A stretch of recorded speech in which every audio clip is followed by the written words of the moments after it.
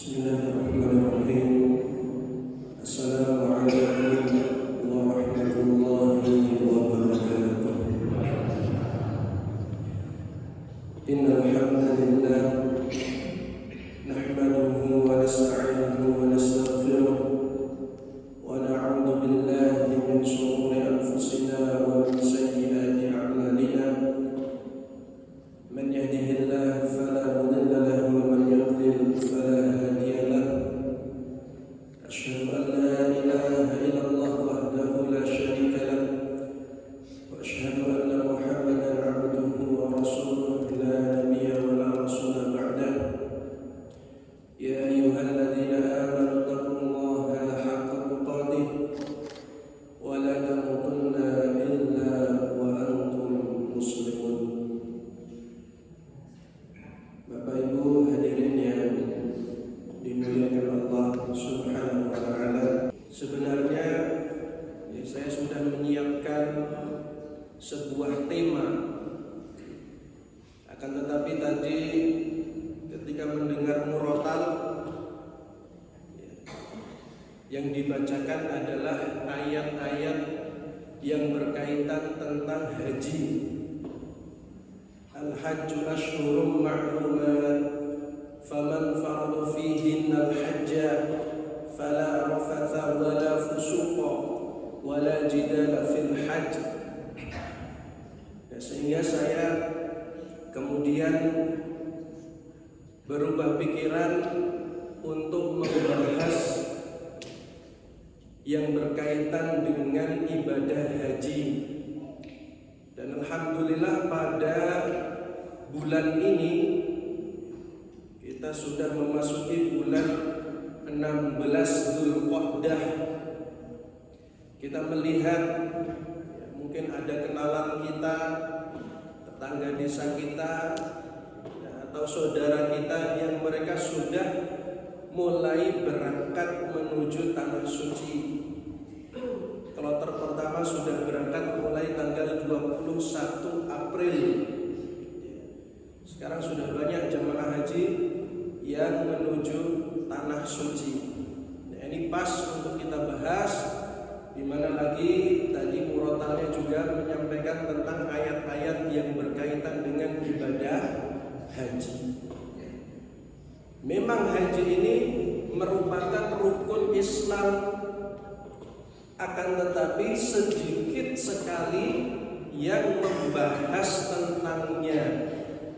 Kalau bahas sholat banyak, bahas puasa sering dibahas ketika menjelang Ramadan. Tetapi kalau membahas berkaitan dengan haji ini mungkin sangat jarang sekali. Bahkan mungkin kita belum tahu dasar apa haji itu diperintahkan oleh Allah Subhanahu wa taala. Bapak Ibu yang dimuliakan Allah, haji itu artinya adalah al-qasdu. Al-qasdu di dalam bahasa Indonesia artinya adalah menyengaja. Tujuan, pencapaian ataupun goal itu artinya dari al-hajju secara bahasa. Jadi seorang memiliki tujuan, kemana tujuannya? Maka tujuannya ada pada pengertian al-hajju secara istilah.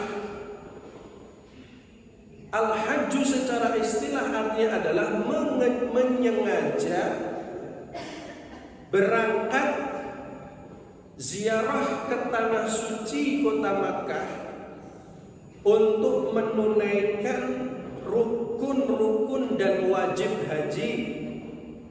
Tawaf di Baitullah, sa'i antara Safa dan Marwah, dan juga wukuf di padang Arafah, mabit di Musdalifah, dan juga melempar jumrah.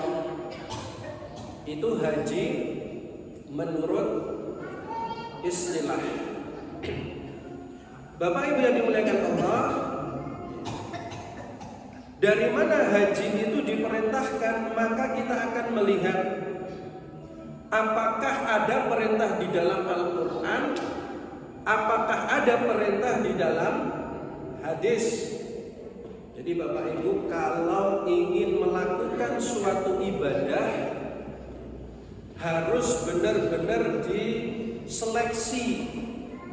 Ibadah itu benar-benar ada tuntunannya atau tidak. Di dalam Al-Quran ada perintahnya tidak? Di dalam hadis ada perintahnya atau tidak? Contohnya puasa. Puasa ada. Ya ayyuhalladzina amanu kutiba alaikumussyam. Itu ada perintahnya di dalam Al-Quran. Maka segala ibadah, Bapak Ibu yang dimuliakan Allah, kita tinjau dulu ada perintahnya atau tidak. Kalau tidak ada perintahnya, ya lebih baik kita tinggalkan. Dan haji ini ada perintahnya dari Allah. Di dalam Al-Quran ada. Tadi juga di dalam murotal yang membacakan ayat-ayat haji tadi juga menunjukkan bahwasanya haji itu merupakan perintah dari Allah. Allah mengatakan, "Walillahi 'alan nasi hajjul baiti man istata'a ilaihi sabila wa man kafara fa innallaha ghaniyyun 'anil 'alamin."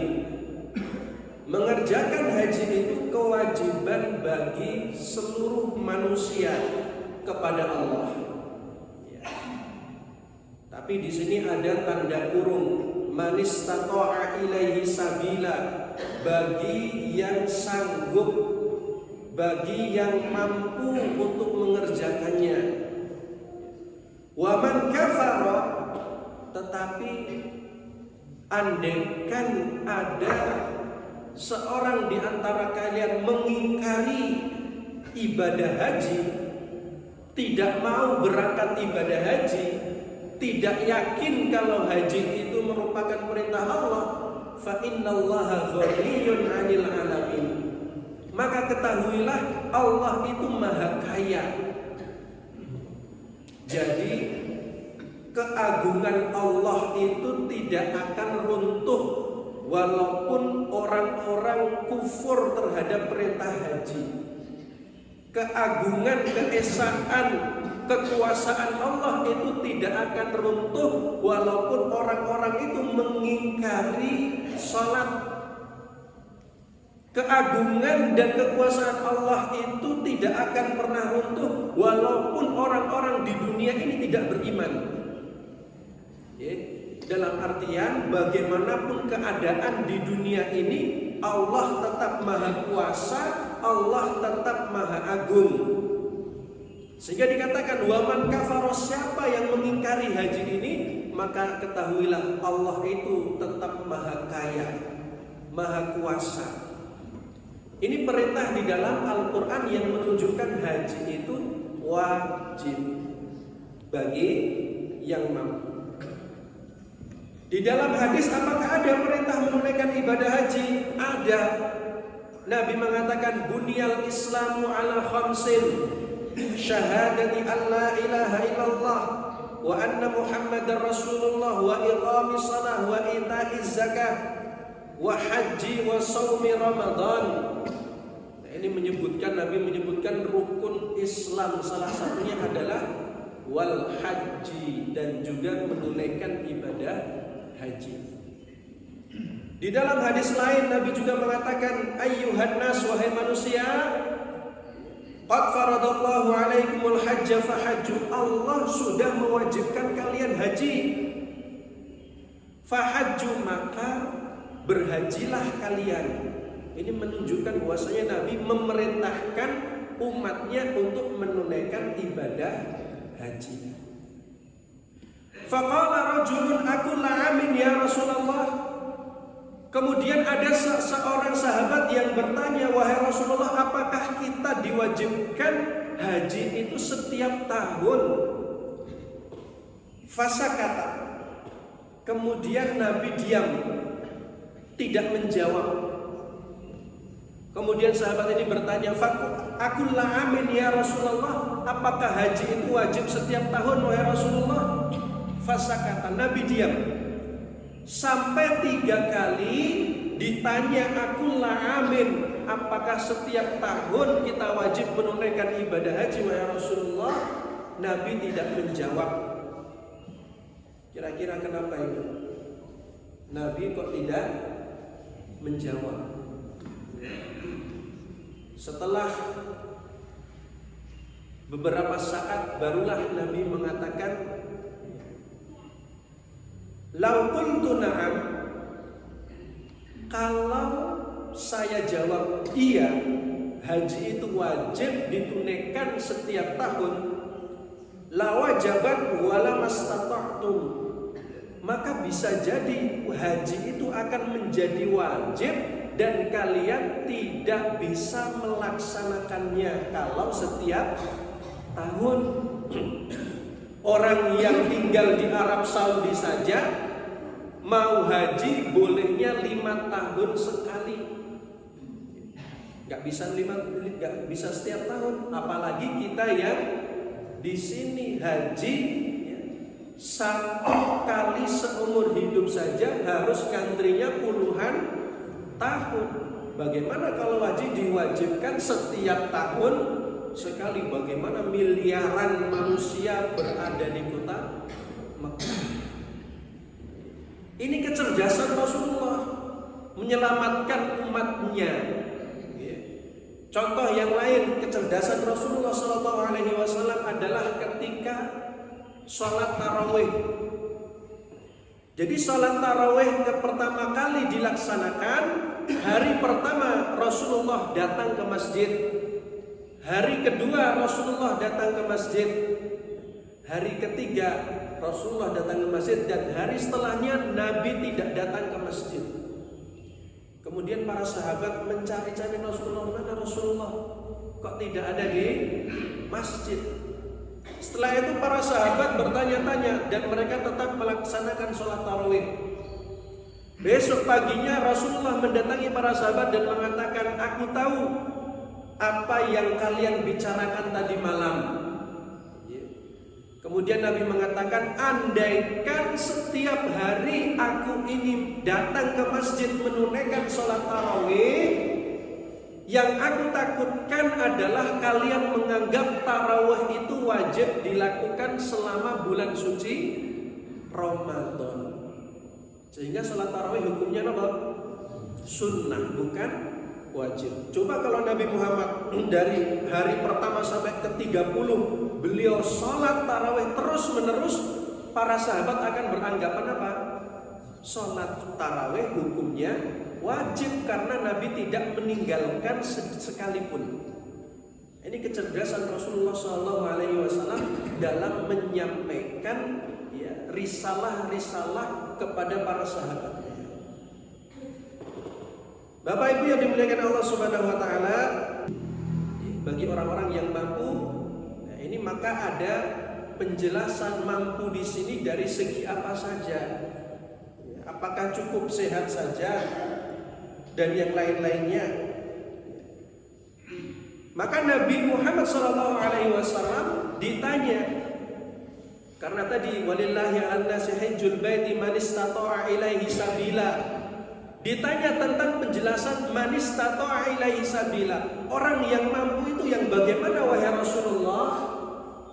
Kemudian Nabi Muhammad SAW beliau mengatakan, az-zadu war-rahilatu. Orang yang mampu itu adalah orang yang memiliki bekal dan juga orang yang memiliki kendaraan. Orang yang memiliki bekal dan juga memiliki kendaraan. Ini termasuk orang yang mampu. Bapak Ibu yang dimuliakan Allah, apakah beda penunaian kewajiban ibadah haji dan juga ibadah umroh? Kalau haji disampaikan wajib bagi yang mampu. Apakah ibadah umroh juga sama? Maka jawabannya sama. Wajib dilakukan sekali seumur hidup. Kenapa demikian? Karena para ulama menyampaikan haji dan umroh itu dikiaskan, disamakan dengan ibadah haji. Apalagi di dalam Al-Quran dikatakan wa atimul hajja wal umrata lillah, tunaikanlah ibadah haji dan umroh karena Allah. Sehingga ini merupakan kalimat yang berkelanjutan, haji dan umroh, sehingga para ulama mengatakan hukumnya sama. Menunaikan ibadah umroh juga wajib bagi yang mampu. Yang mampu yang bagaimana tadi? Az-zadu war-rahilat, orang yang punya bekal dan juga punya kendaraan. Kemudian ada seorang sahabat yang bernama Ibnu Abbas radhiyallahu anhuma. Kenapa kalau Ibnu Abbas itu panggilannya radhiyallahu anhuma? Ada juga Ibnu Umar disebutnya radhiyallahu anhuma. Kalau kebanyakan kita mendengar radhiyallahu anhu, maka jawabannya Ibnu Abbas. Dan juga bapaknya Abbas itu merupakan sahabat Nabi. Jadi bapak dan anak itu mereka keduanya sahabat Nabi. Ibnu Umar, Abdullah dan juga Umar bin Khattab itu juga sahabat Nabi. Maka ketika kita menyebutkan anaknya, yang kita doakan bukan anaknya tapi bapaknya juga kita doakan. Anhuma itu berarti dua orang. Radhiyallahu anhu itu satu orang, anhuma dua orang, anhum banyak orang, mereka. Ibnu Abbas radhiyallahu anhuma menjelaskan berkaitan dengan orang yang mampu itu apa saja. Yang pertama adalah sehatul badan, badannya sehat, tidak sakit, dan ini yang menjadi syarat untuk bisa berangkat ke tanah suci.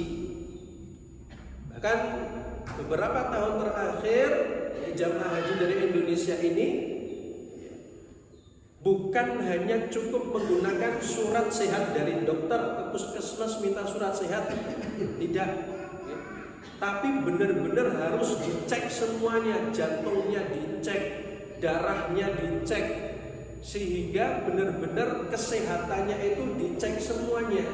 Hari ini saja belum menunaikan ibadah haji sudah ada kabar jamaah yang meninggal di kota Madinah. Kurang lebih ada 2 atau 3 jamaah sudah meninggal, padahal belum menunaikan ibadah haji, baru ziarah di kota Madinah. Apa penyebabnya? Ya, kemungkinan besar adalah berkaitan dengan kesehatan. Maka sehat itu menjadi syarat istitoah atau dikatakan orang yang mampu. Kalau tidak sehat maka gugur kewajiban menunaikan ibadah haji. Tapi kalau nggak sehatnya karena flu, demam, ya ini tetap wajib menunaikan ibadah haji. Tidak sehat itu yang benar-benar sakit, tidak memungkinkan berangkat ke tanah suci. Yang dikatakan orang yang mampu selanjutnya tadi, yang pertama harus sehat badannya. Yang kedua adalah bekal uang yang cukup. Ini juga penting, bukan hanya sehat saja.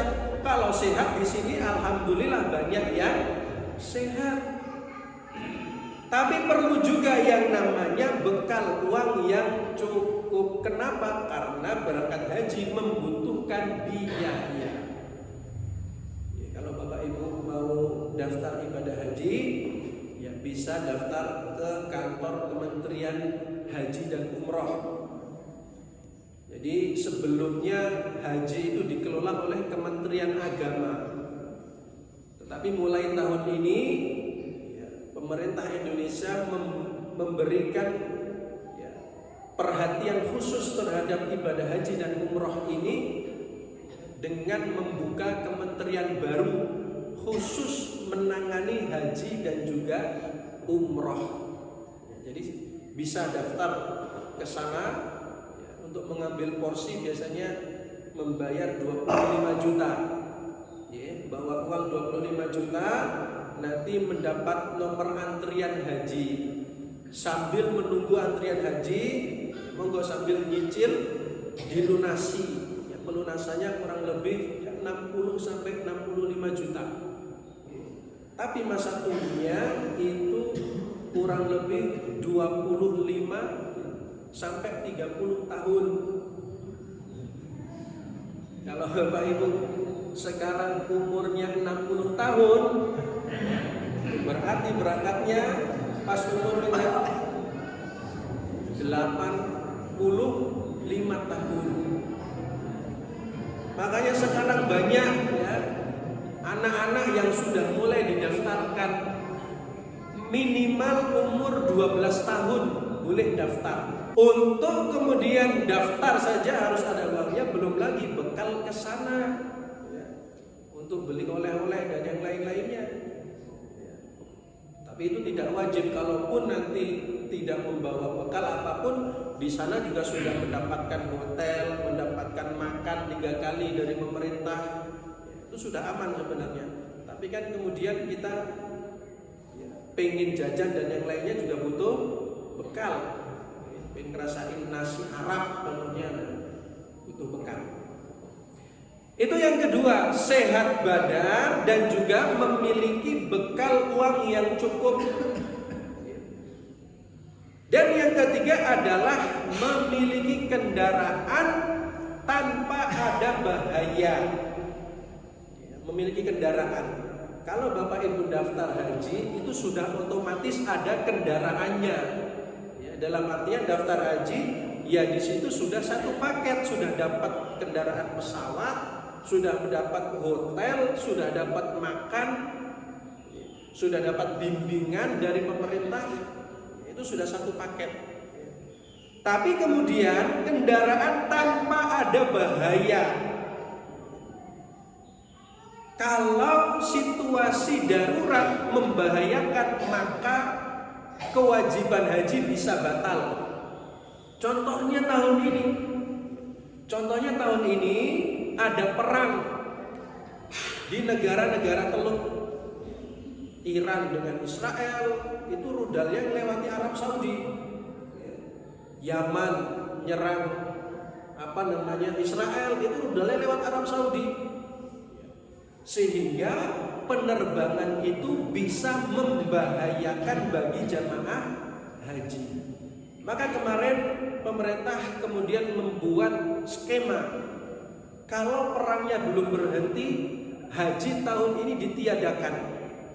Kalau haji ditiadakan karena bahaya tadi, maka kewajiban ibadah haji pada tahun ini menjadi gugur. Tidak ada kewajiban lagi. Kenapa? Karena membahayakan. Kalau tidak dibatalkan, bisa kita berangkatkan, tapi merubah jalur, merubah rute. Yang biasanya tinggal lurus, itu harus belok dulu ke Afrika. Dari Afrika baru masuk ke Arab Saudi supaya tidak terkena rudal. Tapi alhamdulillah saat ini perang sudah mulai reda. Sudah mulai reda sehingga banyak jamaah yang berangkat dari tanah air selamat sampai di tanah suci. Alhamdulillah. Jadi itu Bapak Ibu yang dimuliakan Allah, haji itu wajib bagi yang mampu. Di dalam Al-Quran ada perintahnya, di dalam hadis ada perintahnya. Tapi mampu dalam tanda kurung, satu, mampu sehat badannya, punya bekal uang yang cukup, dan juga tidak ada bahaya. Maka bisa kita melihat pada diri kita sendiri, sebenarnya saya ini sudah termasuk orang yang wajib haji atau belum? Saya ini sudah badan saya sehat atau tidak? Punya bekal atau belum? Bahaya atau tidak kalau berangkat? Kalau ketiga-tiganya ini aman dalam artian ada pada diri kita, maka wajib bagi kita untuk melaksanakan ibadah haji. Kalau dari 3 ini kemudian ada salah satu yang gugur, ya, sehat ya, kemudian bekal ada, tapi kondisi di sana tidak aman, ya, bisa membahayakan nyawa kita, maka kewajiban itu menjadi gugur. Bapak Ibu yang dimuliakan Allah Subhanahu wa taala, apa sebenarnya tujuan dari menunaikan ibadah haji? Itu banyak sekali, ya. Banyak sekali tujuan dan juga hikmah-hikmah dari menunaikan ibadah haji. Ya. Seorang memperbanyak zikir dan yang lain-lainnya. Ya. Tapi apa balasan bagi orang yang menunaikan ibadah haji dengan mendapatkan haji yang mabrur? Yang pertama, orang yang haji mabrur itu mendapatkan balasan surga dari Allah. Nabi mengatakan, al-umratu ilal umrati kafaratun lima bainahuma. Menunaikan ibadah umrah dan umrah selanjutnya itu akan menghapuskan dosa-dosa. Jadi menunaikan ibadah umrah itu juga bisa menghapuskan dosa. Wal hajjul mabrur laisa lahu jazaa'un illal jannah. Orang yang meraih haji mabrur tidaklah balasannya melainkan mendapatkan surga. Tetapi haji mabrur itu berat. Mendapatkan haji mabrur itu berat. Ada pantangan-pantangan yang harus kita harus kita jauhi. Tadi di dalam Murattal tadi disebutkan al-hajju asyhurun ma'lumat. Haji itu dilakukan pada bulan-bulan tertentu. Faman farada fihinal hajja, maka barang siapa sudah diwajibkan menunaikan ibadah haji, fala rafatha, tidak boleh berkata yang tidak baik. Ini berarti selama haji harus menjaga lisan, atau bahkan setelah haji pun dia harus menjaga lisan. Fala rafatha, tidak boleh berkata yang tidak baik. Wala fusuqa, orang yang menunaikan ibadah haji juga tidak boleh justru berbuat dosa. Udah di tanah suci malah berbuat dosa. Wala jidala, tidak boleh juga orang berdebat. Ketika haji nggak boleh debat, nggak boleh bantah-bantahan. Itu salah satu larangan-larangan dalam ibadah haji. Sejak menunaikan ibadah haji sampai mendapatkan derajat kemabruran itu tidak mudah. Tapi kalau mabrur, laisa lahu jazaa'un illal jannah, tidaklah balasan itu adalah surga. Kemudian yang kedua, ibadah haji dan umrah itu jihadnya perempuan. Jadi zaman dahulu, ketika zaman Nabi kita Muhammad SAW, banyak sekali perang-perang. Ada perang Uhud, perang Badar, perang Khandaq, perang Khaybar. Yang berangkat perang itu laki-laki, sehingga laki-laki memungkinkan mati dalam keadaan syahid mendapatkan surga. Dalam keadaan syahid di medan perang. Kemudian para perempuan mereka juga menginginkan, pengen mati syahid dalam medan perang. Kemudian Aisyah radhiyallahu anha bertanya, "Ya Rasulullah, hal nisa'i jihadun?"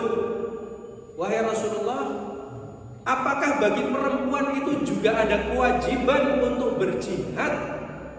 Kami ini juga pengen meninggal dalam keadaan syahid supaya mendapatkan surga.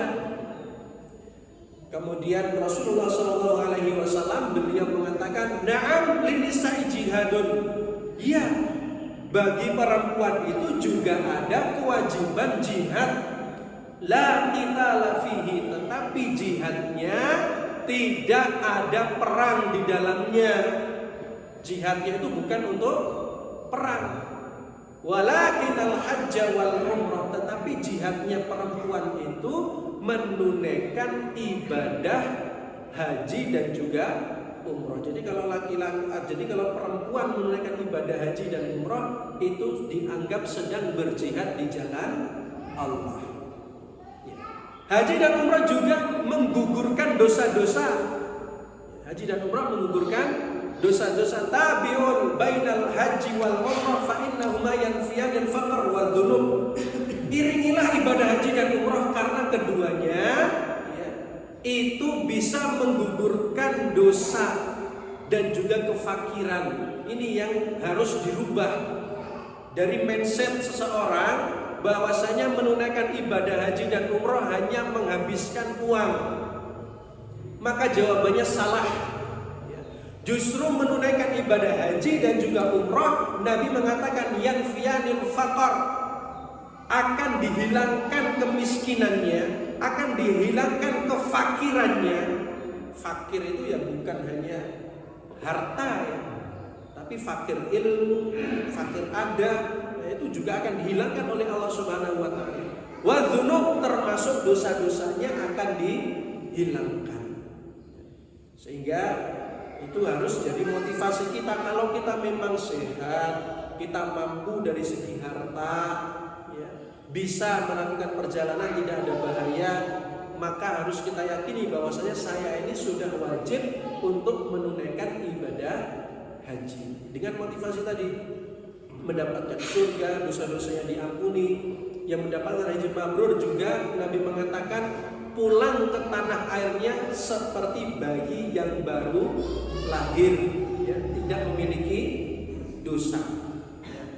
Bapak Ibu yang dimuliakan Allah Subhanahu wa taala, kalau kita belum mampu, mungkin kesehatannya tidak memungkinkan, atau sehat tapi bekalnya belum cukup, atau dua-duanya sudah oke tapi keadaan tidak aman, maka kita bisa meraih pahala-pahala haji seperti haji tanpa kita berangkat haji.